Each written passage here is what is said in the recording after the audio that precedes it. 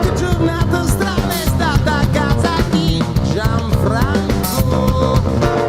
Io mi dondolavo su una maga mica a un certo punto.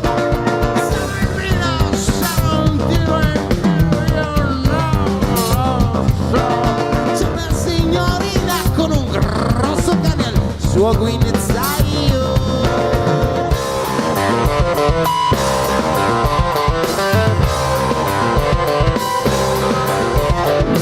Pare che per educare un animale adulto devi avere tanta volontà.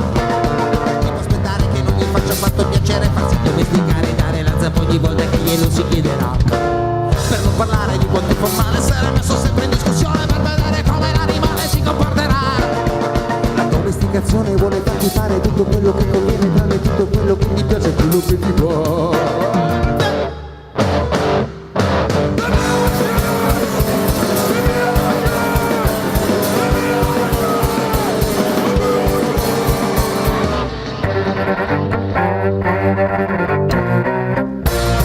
Ehi, ciao! Ti ho visto passare e mi sono chiesto, ma com'è bello questo cane? È un Rottweiler Squires! È ancora una bestia maschio, siamo una testa quando no Lion. Spero che è veramente fantastico, credimi, ma cosa ci fai qui di persona? Stai con qualcuno per caso? America io ragazzi da Spiro e ora stai con Murazzone.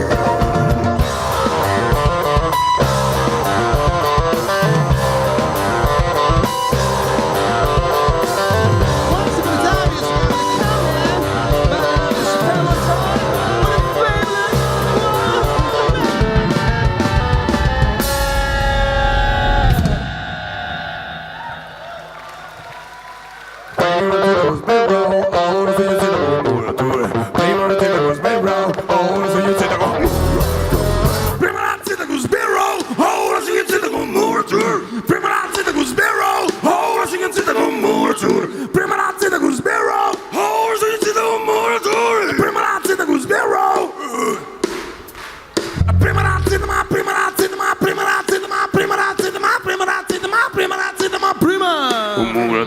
Prima razzi da Sbirro.